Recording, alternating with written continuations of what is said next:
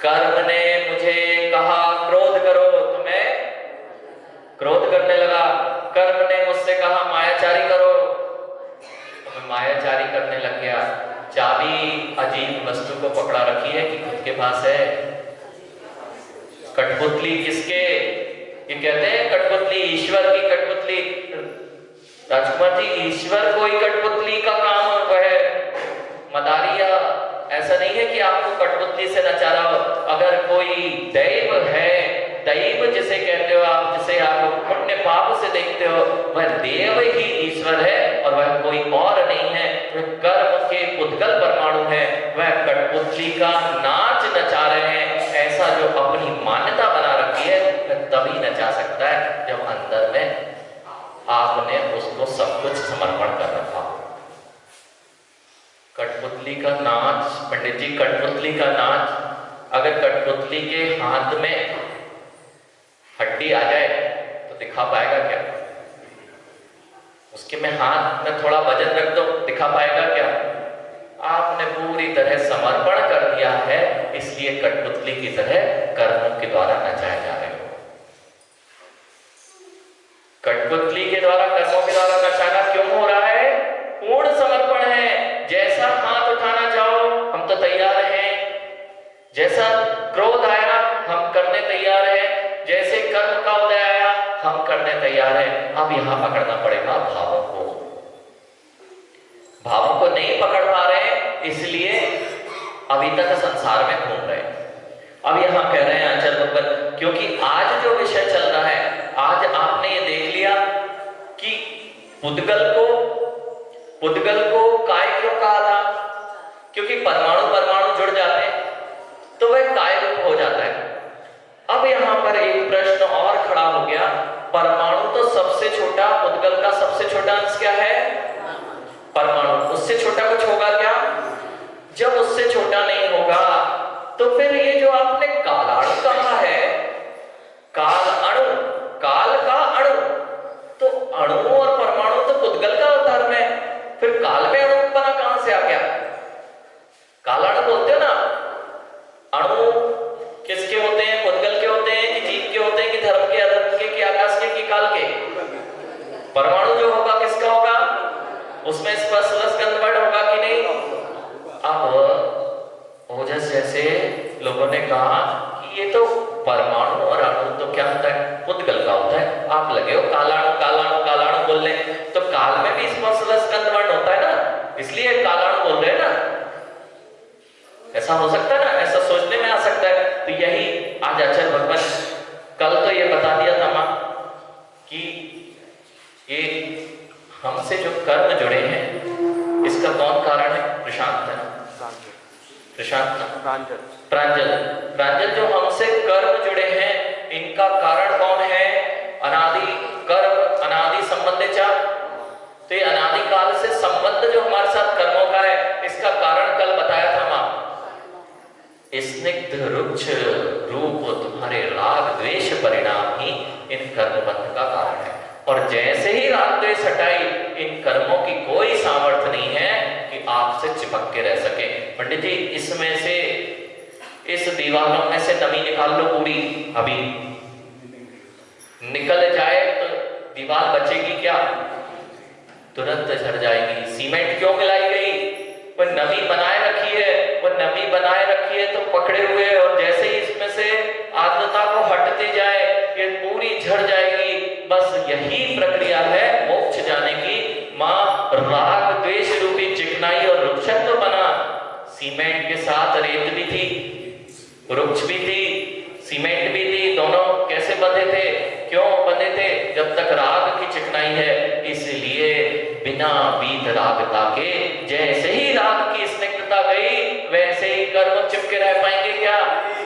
यही होता है मोक्ष के समय, जब सारे कर्म जो हमसे चिपके हैं वे राग की कणिका के कारण चिपते हैं, और जैसे ही राग की कणिका भी लेश मात्र भी शेष नहीं गई, एक भी कर्म हमारे पास नहीं चिपक सकता, वही निर्जरित होते हैं और उसी समय जीव को मोक्ष हो जाता है। यह है वैज्ञानिक प्रक्रिया, यह है पूर्ण वैज्ञानिक प्रक्रिया।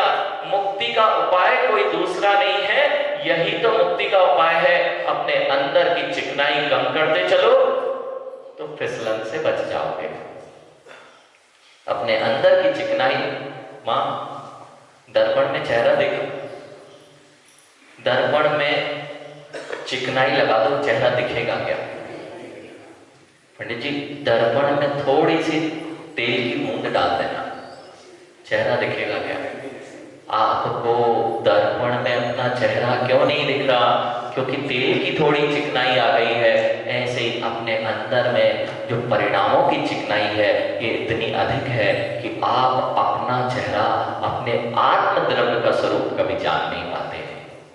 जैसे जैसे थोड़ा पहुंच दो तो थोड़ी झलक चालू हो जाए, नहीं तो मिथ्यात्व रूपी अगर काला काला तेल डाल दिया जाए पंडित जी तो कितना दिखेगा दर्पण में चेहरा? ऐसे ही हमारे अंदर में मिथ्यात्व रूपी है परिणाम बैठा हुआ है, वह हमें अपने ही दर्शन नहीं होने देता।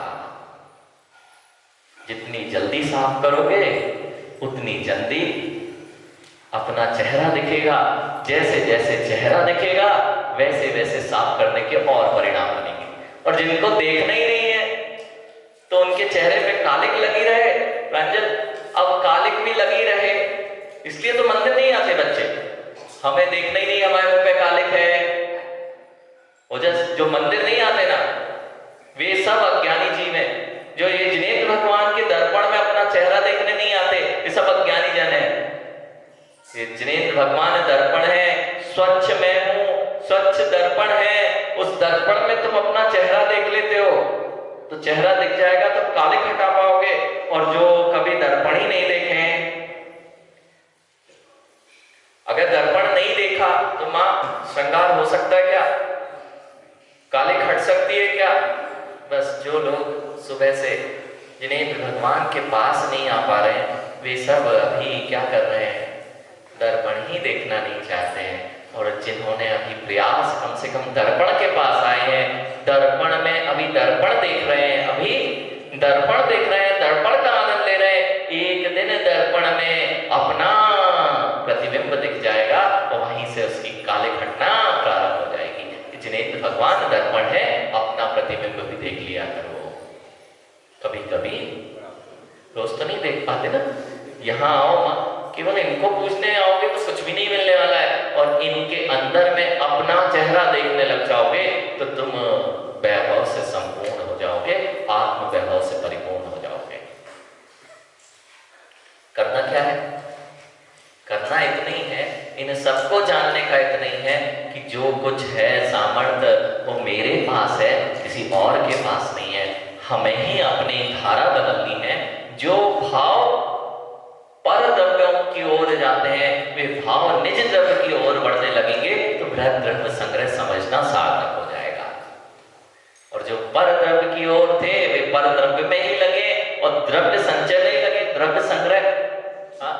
ओजस नहीं तो लोग सोचे कौन सा ग्रह चल रहा है, बहुत बृहद मतलब बहुत द्रव्य संग्रह, बहुत सारे द्रव्य का यही चल रहा है ना? हाँ भाई यही चल रहा है। बहुत कुछ द्रव्य का संग्रह चाहिए, अर्थात अपने आत्म वैभव का संग्रह चाहिए तो इस ग्रंथ को पढ़ने में ही मिलेगा। बाह्य वैभव नहीं, नहीं तो लोग यही समझे बृहद द्रव्य संग्रह।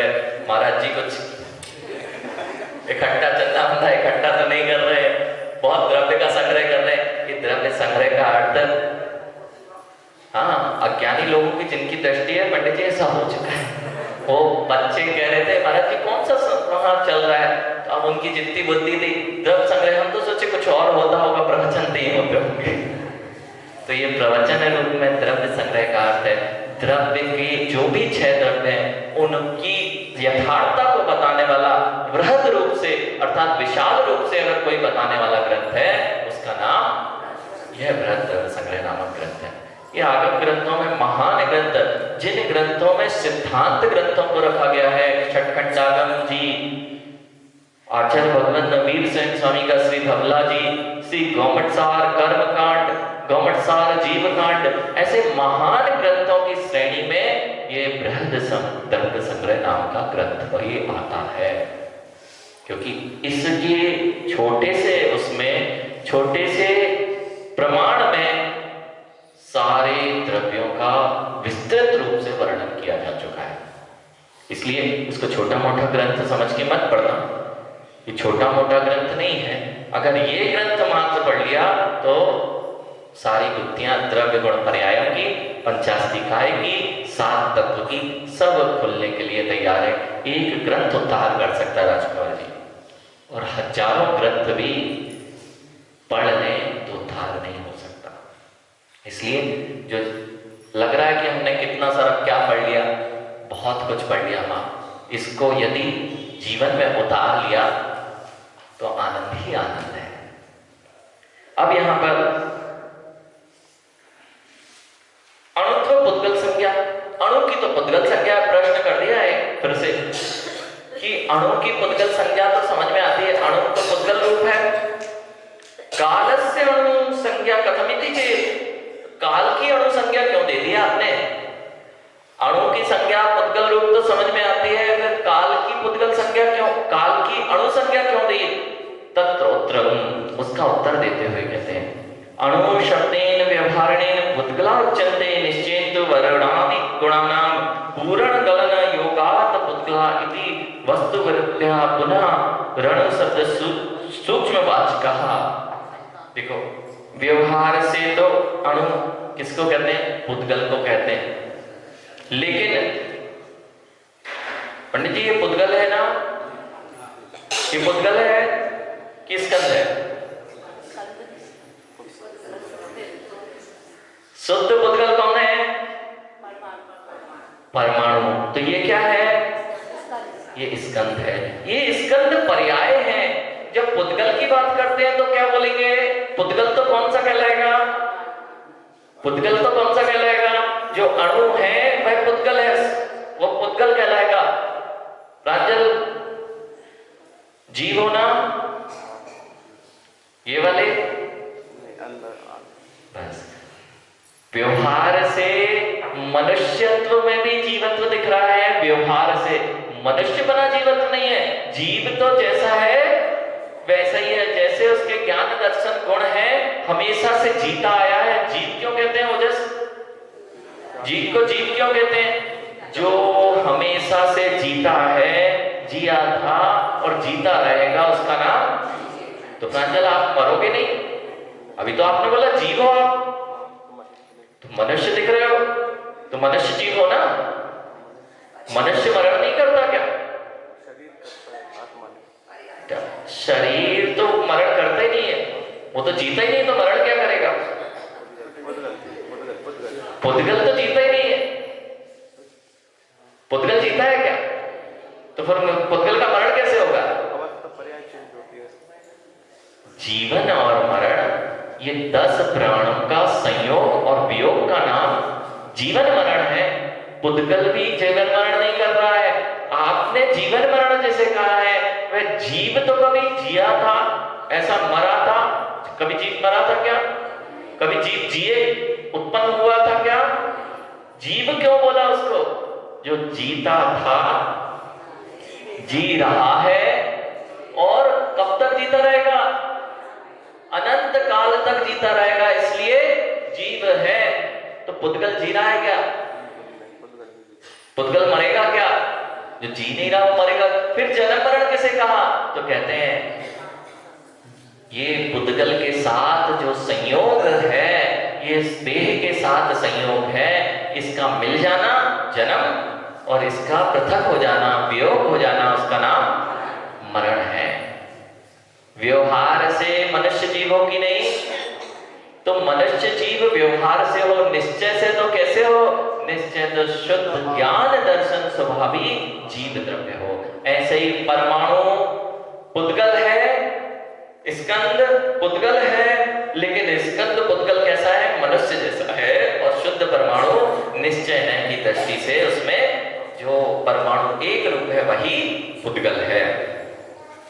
ये तो समझ में आ गई बात कि परमाणु जो होता है निश्चय से वो एक परमाणु के बराबर। देखो ऐसी वस्तुवृत्त्या अर्थात वस्तुतः परमार्थता ऐसा है, पुनः अणु शब्द, फिर भी हमने परम अणु, परम अणु, सूक्ष्मवाचकः। क्या बोल रहे हैं? सूक्ष्मता का प्रतीक है। पुद्गल की सूक्ष्मता देखेंगे तो परम अणु परमाणु और तद्यथा परम प्रकर्षेण अणु, परम प्रकर्षता को प्राप्त है, उसका नाम अणु है। और जब काल द्रव्य के अणु को अर्थात अणु का क्या अर्थ है? परम प्रकर्षता को प्राप्त अणु। अणु का क्या अर्थ है? सूक्ष्म इति व्युत्पत्त्या परमाणु। जो पुद्गल में सबसे सूक्ष्म है उसका नाम परम अणु, परम सूक्ष्म। अणु का अर्थ क्या होता है? सूक्ष्म। समझ में आया? सूक्ष्म। अब यहां पर पंडित जी दो चीजों की चर्चा की गई है आगम में, थोड़ा सा विस्तार से समझ लेते हैं। दो चीजें हैं, एक है परमाणु और एक है द्रव्य परमाणु और भाव परमाणु। ये बहुत सर्वार्थ सिद्धि में आचार्य भगवत पूज्यपाद स्वामी ने द्रव्य परमाणु भाव परमाणु की व्याख्या की, और जहां तक पंचास्ति काय में भी द्रव्य परमाणु भाव परमाणु का वर्णन आया है। अब ये अणु तो अभी अभी आपने बताया पंडित जी कि पुद्गल में होता है, अब भाव परमाणु कहां से लाओगे? तो जो भाव परमाणु है वह क्या है? भावों की सूक्ष्मता की जो बात करेगा, जो सबसे सूक्ष्म होगा उसका नाम भाव परमाणु। समझ में आया? पुद्गल परमाणु जब कहेंगे तो पुद्गल का सबसे छोटा भाग, जिसका फिर से कोई भाग ना हो, ऐसे ही भावों की वह निर्मलता, वह सूक्ष्मता जो पुनः पुनः विभाजित नहीं की जाए, उसका नाम है भाव परमाणु। जब तक जीव ऐसी सूक्ष्मता को प्राप्त नहीं करता तब तक उससे कर्मों का विच्छेद नहीं होता। भावों की विशुद्धता, सूक्ष्मता का अर्थ वहां क्या लेंगे? जितना अंदर जाता जाएगा, सूक्ष्मता से प्रवेश होता जाएगा, जिसे आप भेद विज्ञान कह रहे हो। भेद विज्ञान क्या करता है पंडित जी? मां कभी छेनी देखी? छेनी छेनी होती है और वो ऊपर से पैनी ना हो, पैनी ना हो, जो नीचे जो जिससे खोदते हैं भैया जी, अगर पैनी ना हो, मुट्ठी क्या कहलाती, मूथली हो जाए, मूथली हो जाए तो उससे खुदाई होती क्या? लकड़ी को फंसा देते हैं, छेनी को फंसा देते हैं और हथौड़ा मारते हैं तो लकड़ी दो भागों में। लेकिन अगर मूथली हो जाए तो लकड़ी फटने वाली है क्या? जब तक वहां पैनापन नहीं आएगा, जब तक सूक्ष्मता नहीं आएगी, तब तक लकड़ी में प्रवेश नहीं। समझ में आ रहा? छेनी से कील तो देखिए ना, कील में एक भाग पैना होता है कि नहीं? वो पैना नहीं किया जाए तो कील दीवार में चली जाएगी क्या? जितनी पैनी होती है उतनी जल्दी कील में, दीवार में वह कील जा सकती है। ऐसे ही प्रज्ञा छेनी, जितनी प्रज्ञा छेनी भावों की सूक्ष्मता होगी, वही तुम्हारे अंदर में जो द्रव्य पर्यायों के प्रति विपरीतता है, इसमें जीव और पुद्गल को एक मान रहे हो, इनको दो करने की सामर्थ्य यदि किसी के पास है, उसका नाम है प्रज्ञा छेनी। इसी का नाम प्रज्ञा छेनी के बल से ही भेद विज्ञान संभव है। जितने सूक्ष्मता में जाते जाओगे, अभी तो पता ही नहीं है कि मैं कौन हूं, अब भेद क्या करोगे? मनुष्य न प्रांजल, आत्मा हो पक्का, मनुष्य नहीं हो। बस जैसे जैसे ये बुद्धि खुलती जाएगी, जैसे जैसे ये बुद्धि, एक रटके बच्चे भी बोल देते हैं नहीं हम तो जीव हैं, हम तो चेतन स्वभावी हैं, उनको रटा देना, उनको भेद विज्ञान हो गया। क्या भेद विज्ञान क्या है? भावों की सूक्ष्मता से जब पकड़ में आता है, मन नहीं, मैं वचन नहीं, मैं काय नहीं, मैं स्पर्श नहीं, मैं रस नहीं, मैं गंध नहीं, मैं रूप नहीं, मैं शब्दों में नहीं, मैं जो आत्मा शब्द बोला जा रहा है उसमें भी मेरा अस्तित्व, ये सूक्ष्मता है। किसकी? भेद विज्ञान कैसे होता है? जब बैठे हैं मां, आपने तत्वार सूत्र पढ़ा, आपने पढ़ के रख दिया, तो वह तो टीवी में लगा दिया, सुन लिया, कैसेट में लगा दिया, जैसे कैसेट बज रही है ऐसे ही आप बजते रहते हो। जैसे कैसेट को कोई भान नहीं है, वैसे ही हमने रट लिए हैं और हम बजते रहते हैं। उससे कैसेट को मोक्ष मार्ग हो गया क्या प्रारंभ? तत्व को बोल देना और तत्व को समझ के उसका प्रयोग कर लेना, ये दोनों बहुत भिन्न विषय है। इसलिए कितने तत्वार सूत्र पढ़ा हुआ, उनमें 2 सूत्र ही तो चल रहे हैं अभी तक। इतना व्याख्यान हो गया, उत्पाद वैध हो गया उत्तम सत, सत्य विलक्षणम। अब ये कहां लगाते जाओगे? लगाते जाओ, ध्यान में बैठे, इसी का नाम तत्व चिंतन है। जितनी पैनी छैनी होती जाएगी, ध्यान नहीं लगता ना मां? लगता क्या ध्यान किसी का? ध्यान होता क्या है? ज्ञान का परिणाम ही ध्यान है। जितना श्रेष्ठ ज्ञान होगा दुनिया में, लोग ध्यान की सिद्धि करना चाहते हैं, लेकिन ये पता नहीं है कि ज्ञान ही नहीं है तो ध्यान क्या लगेगा। ज्ञान नहीं होगा तो ध्यान कभी नहीं होने वाला। ध्यान और कुछ नहीं है, आज्ञा विचय, अपाय विचय, विपाक विचय, संस्थान विचय, 4 ही धर्म ध्यान है ना मां। तो आज्ञा विचय क्या है? जैसी जिनेन्द्र भगवान की आज्ञा उसे वैसा।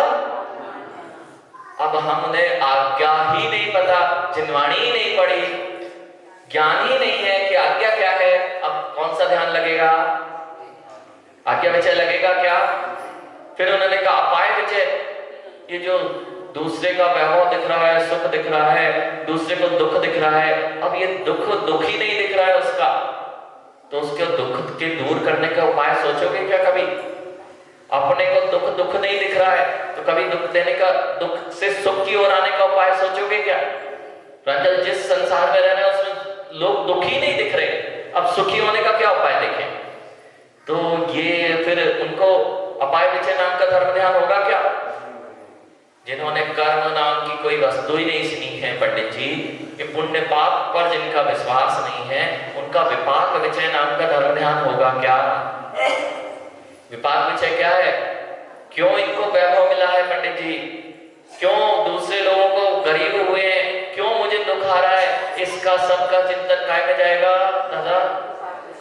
विपाक विचय में एक कर्मों ने मुझे कैसे कैसे संसार में सुख और दुख दिए हैं, इसका नाम विपाक विचय। संस्थान विचय में पिंडस्थ ध्यान आदि करेंगे, उसमें अरहंतों का स्वरूप, सिद्धों का स्वरूप, इसका ध्यान किया जाता है। जिसने कभी अरहंत नहीं देखे, सिद्ध नहीं देखे, जिसने कभी तत्व की, तत्व प्ररूपी धारणा, पृथ्वी धारणा, ये क्या है मां?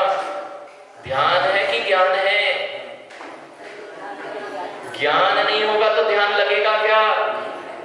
इसलिए ये जो आपने तत्वार सूत्र भी पढ़ा ना, इस ज्ञान को तो रखे हुए हो, लेकिन ज्ञान का प्रयोग नहीं होगा तो ध्यान नहीं लगने वाला।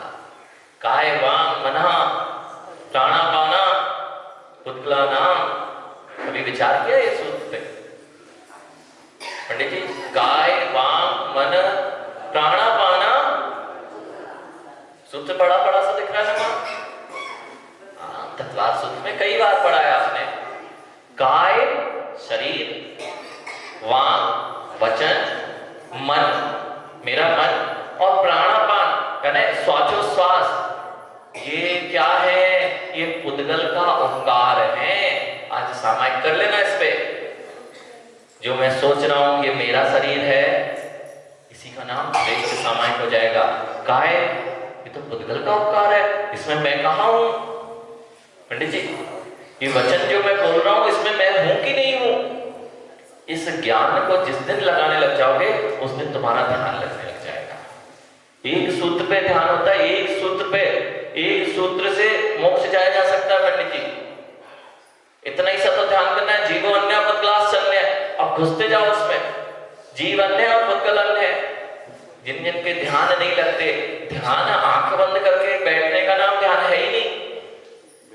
तत्व चिंतन ही ज्ञान में, ज्ञान की लीनता ही श्रेष्ठ ध्यान कही गई है। ज्ञान में ज्ञान की लीनता ही श्रेष्ठ ध्यान कही गई है। यहां तक कि पंडित जी 11 अंग का पाठी जो होता है, वही 10 पूर्व तक का जो पाठी होता है, वही शुक्ल ध्यान का स्वामी कहा जाता है। क्यों?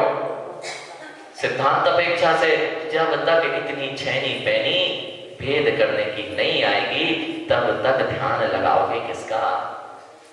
जो चीज कभी सुनी ही नहीं उसका ध्यान कैसे लगेगा?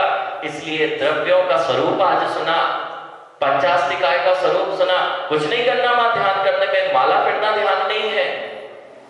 अब लगाओ, अरहंतों का स्वरूप पाठशाला में पढ़ लिया था, सिद्धों का स्वरूप पाठशाला में पढ़ लिया था, अब लगाओ कैसे होंगे अरहंत भगवान? भाई आपका धर्म ध्यान हो गया। और इसी को बढ़ाते बढ़ाते जो ये महान ग्रंथ पढ़ रहे हो, इनकी पंक्तियों पर यदि प्रज्ञा चली गई तो वह आपका तत्व प्रवृत्ति धारणा के रूप में संस्थान विषय के अंदर में ध्यान पहुंच जाएगा। समझ में आ रहा है क्या है ध्यान? ध्यान कोई ऐसी वस्तु नहीं है कि बाहर से लाके दे दी जाए। जितना प्रांजल ज्ञान बढ़ता जाएगा उतनी ध्यान की निर्बलता बढ़ जाएगी। समीचीन होना चाहिए, परंतु समीचीन ज्ञान नहीं है तो लोग ध्यान तो लगा रहे लेकिन आर्त ध्यान और रौद्र ध्यान लगा रहे। कैसे मेरा धन वैभव बढ़ जाए, पूरी समय क्या चिंता चल रही है? परिग्रह नंदी रौद्र ध्यान। कैसे एक मकान के 10 मकान हो जाए? पंडित जी परिग्रह का आनंद अभी है नहीं। शमशु नवनीत की कथा तो सुनी होगी, हाँ शमशु नवनीत की कथा नहीं सुनी क्या? वो थोड़ा सा मूंछों पे अगर मक्खन लग गया है और उस मक्खन को इकट्ठा करता करता राजकुमार भैया थोड़ा सा मठा किसी ने पीने दे दिया, घर में कुछ नहीं है और मठा पीने दे दिया, उसका थोड़ा सा मठे में मक्खन बच गया था, वो मूंछों पे लगा रह गया। मूंछों से इकट्ठा करते करते उसने थोड़ा सा स्थान में इकट्ठा कर लिया। भाई साहब सो रहे हैं, वे सो रहे हैं और नीचे दीपक जल रहा है और वहीं पे उसने वो अपना जितना इकट्ठा किया, अब उसके विचार चल रहे हैं कि ये मठा इकट्ठा करूंगा, फिर घृत निकालूंगा, घृत बेचूंगा, घृत से इतना पैसा आ जाएगा, इस पैसे से इतना बड़ा घर बना लूंगा, वहां पर फिर मेरी शादी हो जाएगी, 2 मेरी स्त्रियां होंगी और दोनों मेरे पैर दबा रही होंगी और पैर दबाते दबाते मैं नटखट करूंगा कि ऐसे थोड़ी ना मान जाऊंगा और मैं एक पैर मारूंगा और वो नीचे का गड़ा वो दीपक में लगा, वो दीपक में लगा, अग्नि फैली और पूरी झोपड़ी। किसकी कथा थी? आपकी। आपकी कथा थी। पूरे जीवन पर्यंत हमने यही किया है, थोड़ा सा और मिल जाए, थोड़ा सा और मिल जाए, थोड़ा सा और मिल जाए तो मैं सुखी हो जाऊंगा। आज बच्चे कम कमा रहे हैं, उनको बाहर पढ़ा दो और अच्छा मिल जाएगा, और थोड़ा वैभव आ जाए तो सुखी हो जाऊंगा। शमशु नवनीत दूसरे का लगता है, अपने नहीं समझ में आता। पंडित जी हम भी तो यही करते आ रहे हैं। परिग्रह में आनंद मानना, ये करने में ध्यान लगता है कि नहीं? इसी का नाम तो परिग्रह नंदी ध्यान है।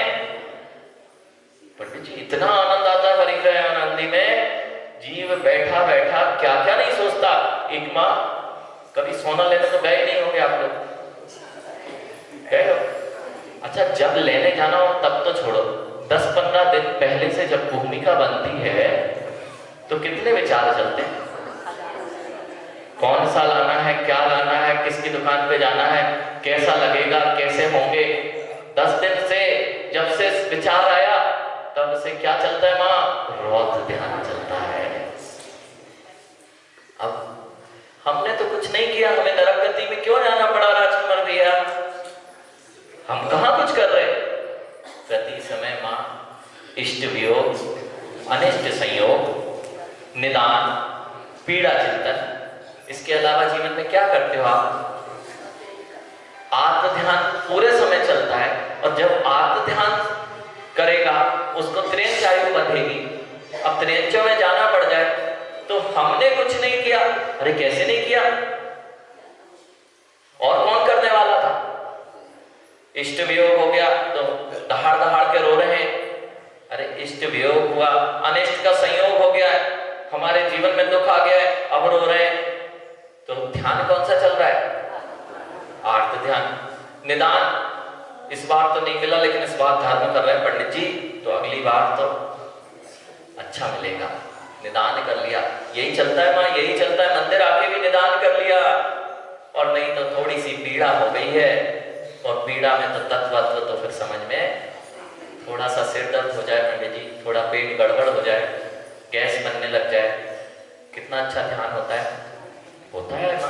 पीड़ा चिंतन नाम का ध्यान होता है, वह आर्त ध्यान कहलाता है। और फिर हिंसानंदी ओजस गेम चल रहे हैं, पबजी, उसमें क्या कर रहा है जी, ये सब लोग लग रहा है ये लोग कुछ नहीं कर रहे हैं, हम कहाँ मार रहे हैं महाराज जी। ये बच्चे कहते हैं पबजी खेल रहे हैं, हिंसात्मक गेम खेल रहे हैं, ये लोग कहते हैं हम कुछ नहीं कर रहे। अरे हिंसा में आनंद मानना ये सबसे बड़ा रौद्र ध्यान है, और उस हिंसा को करते करते तुम जितना आनंद ले रहे हो वह सब तुम्हारा हिंसानंदी रौद्र ध्यान है। और उस समय आयु बंद होगा तो एक को भी, किसी को पत्थर भी नहीं मारा हो, लेकिन आनंद किस में आ रहा था, हिंसानंदी रौद्र ध्यान में आनंद मनाते मनाते जीव नरक की यात्रा पे चला जाता है। चौर्यानंदी पंडित जी, हम तो व्यापार छोड़ दिए, लेकिन हम बता देते हैं कैसे टैक्स बचाना है। हम तो व्यापार छोड़ दिए, लेकिन ये लाइट है ना बहुत बिल आने लगा है, कैसे चोरी करना है राजकुमार जी, एक एक से पूछ लो, सब बता देंगे कि कैसे चोरी की जाती है टैक्स की, कैसे व्यापार से बचा जाता है, और जैसे ही पुलिस वाले ने देखा तो हम कैसे क्रॉस कर लेते हैं। ये सब श्रावक अगर होगा तो विवेक ही नहीं है कि ये कुछ हो रहा है, चोरी भी नहीं मानता जी, और वहां पे उसको बहुत आनंद आता है, बहुत आनंद आता है, और पूरा जीवन उसमें निकालता है। रौद्र ध्यान, चौर्यानंदी, हिंसानंदी, चौर्यानंदी, मृषानंदी, वो तो आनंद ही आनंद है ना। मृषानंदी झूठ बोलने का जो आनंद लेता है जी, इसको इससे भिड़ा दिया, उसको उससे भिड़ा दिया, और क्या हमने तो कुछ नहीं, हम तो सही है नारद जी। हाँ, नारद जी का काम क्या, इधर की उधर करना, और हमारा काम क्या, उनकी नहीं सुनी तो उनकी कान लगा के सुन ली, और दूसरी जगह बोला है चुगली करना। ये सब क्या है, ये सब, और पंडित जी पता ही नहीं चलता कि कर रहे हैं, नहीं करते ना मां, आप लोग नहीं करते बिल्कुल, तो मोबाइल में करते ना। इसकी बात सुनी बिना पता किए पंडित जी, आजकल ये होने लगा।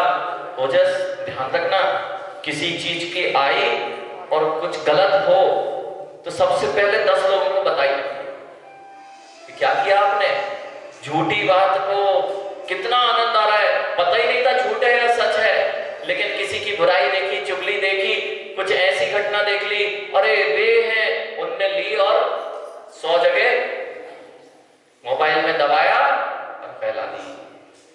क्या किया, कुछ नहीं किया, बटन ही दबाया, नरक का। हाँ, नरक का बटन, वो मोबाइल खेलना है, नरक का बटन चल रहा है, और ऐसे मैसेज जो देवशास्त्र गुरु के विपरीतता में है, ऐसे मैसेजों को पंडित जी टीवी पे दिखा रहे लोग, उनकी क्या गति होने वाली है।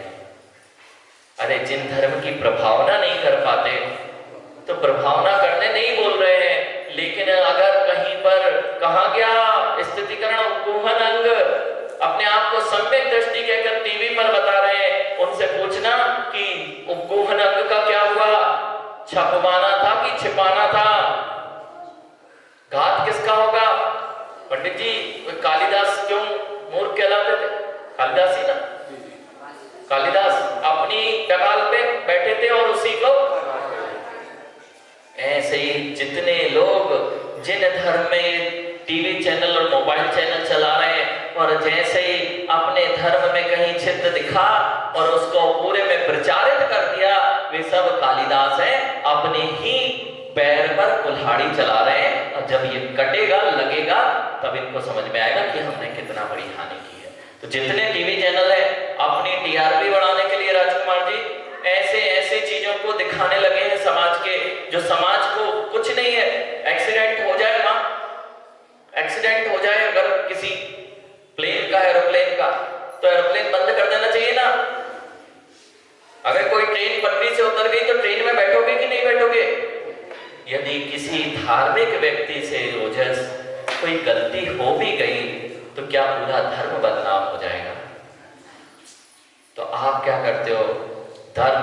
नहीं रखा, अमुक ने ऐसा कर दिया। अरे एक ट्रेन पटली है, क्या हजारों ट्रेन पलट ही जाएंगी?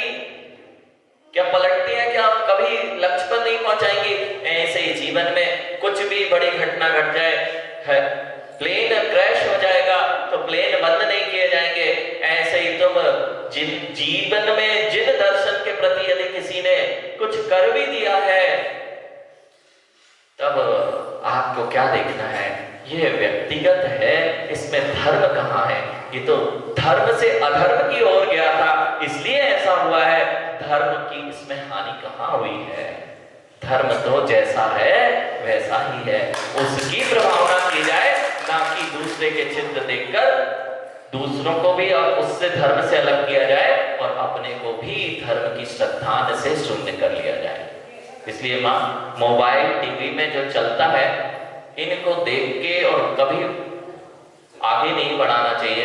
यही देखा और ज्यादा है तो उनमें ऑप्शन होता है, उसको जाके रिपोर्ट कर दो कि ये गलत है, ये हमारे धर्म के विरुद्ध है, वहां लिखे रहते हैं ऑप्शन, उसमें जाके ओजस क्या करना चाहिए? जब भी ऐसे आए तब क्या करो? तुरंत रिपोर्ट करो। वहां पे लिखा है ये हमारे लिए हिंसात्मक है, ये हमारे धर्म के लिए हानिकारक है, उन पर जाके वहां पर तुरंत उसको सचेत करो कि ये हमारे लिए कार्यकारी नहीं है।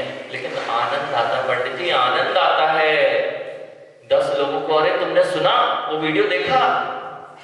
ओजस ऐसे ही होता ना, अरे वो वहां पे ऐसा आ गया, आपने देखा कि नहीं देखा? ये काय का आनंद चल रहा है? जो मृषानंदिनी कह लो या जो कषाय हैं, दूसरे के दोष देखने में आनंद आ रहा है। अब कहां पे अपने इस सदगति होने वाली है? बापचंद जी ऐसे ही हो रहा है दुनिया में। नहीं तो एक की दिख जाए गलती और पूरे में ना फैले, ऐसा संभव है क्या? किसी की सुन ले जी, सबसे पहला काम होता है माँ क्या करते हैं? अरे सुना दीदी, हाँ ऐसे ही होता है कि सुना सुना करते करते जीवन सूना ना हो जाए। ऐसा ही हो रहा है और इसको अगर विराम नहीं दिया, देखो संसार तो हमेशा से चल रहा है दादा, ये चलता रहेगा, इसकी टेंशन नहीं है। ज्यादा सोचेंगे ना, हाँ ज्यादा सोचें तो संकल्प विकल्प बढ़ते हैं। इतना ही हो सकता है, संसार तो हमेशा से, आज से नहीं है मां, अनंत काल से ऐसा किया है। लेकिन यदि नहीं सोचा जाएगा तो आप स्वयं नहीं बच पाओगे, इसलिए स्वयं को बचना है। बाकी संसार को बचाने जाओगे तो संसार रुकने वाला नहीं है। महावीर भगवान क्या, आदिनाथ भगवान उनके दादा होके चले गए, लेकिन आदिनाथ भगवान भी संसार को सुधार कहां पाए थे। इसलिए स्वयं सुधर जाएंगे। कहां पे सुधरोगे? भावों की ओर जाओगे, जब सूक्ष्मता की ओर जाओगे। अभी पकड़ी ना, ये चारों ध्यान की सूक्ष्मता पकड़ में आएगी नहीं? हम कैसे कर लेते हैं आत्म ध्यान और रौद्र ध्यान, पता ही नहीं चलता। इसी का नाम ज्ञान से ध्यान की ओर बढ़ना है। जितना ज्ञान सूक्ष्म होगा उतना ध्यान श्रेष्ठ लगेगा। सूक्ष्मिति विद्युत्वा परमाणु, और सूक्ष्म का नाम क्या है? परमाणु, मतलब सूक्ष्मता को लिए है उसका नाम परमाणु। अब वह पुद्गल की भी हो सकती है, भावों की भी हो सकती है, और काल द्रव्य की सूक्ष्मता हो तो कालाणु। साचा सूक्ष्म वाचको अणु शब्दो निर्विभाग पुद्गल विवक्षायाम, और वही सूक्ष्म वाचक अणु शब्द निर्विभाग, जिसका पुनः विभाजन ना हो, ऐसे पुद्गल की विवक्षा से पुद्गल अणु वदति, उसको पुद्गल अणु कहा जाता है। अविभागी काल द्रव्य विवक्षायाम, और काल द्रव्य का अविभागी क्या है? अविभागी काल द्रव्य विवक्षायाम, अविभागी जिसका कोई विभाग ना हो, ऐसे काल द्रव्य की विवक्षा से तू कालाणु कथ्यति इत्यर्था, उसी को कालाणु कहा जाता है। ऐसा यहां जानना चाहिए। आज आपने ये सब क्या जान लिया? ये पुद्गल में भी एक अणु होने पर भी उसमें कायत्व क्यों आया, और काल अणु भी एक प्रदेशी होने पर भी उसको पंचास्तिकाय में क्यों नहीं रखा गया? क्योंकि बंद होने से पुद्गल में उसकी काय बनना संभव है, इसलिए उपचार से उसको भी पंचास्ति काय में रखा। किंतु कालाणु के साथ ऐसा संभव, क्योंकि स्निग्ध रुक्षत्व गुण उसमें नहीं होता, इसलिए वह कभी भी काय रूप में नहीं आ सकता। इसलिए पंचास्ति काय में 5 ही द्रव्य आते हैं, छठा काल द्रव्य नहीं आता। इतना जान लिया। अभी भी कुछ विशेष और बचा हुआ है पंचास्ति काय में, वह अपन आगे पर्याय हेतु समझेंगे। बोलिए आचार्य भगवान विशुद्ध सागर जी महाराज की।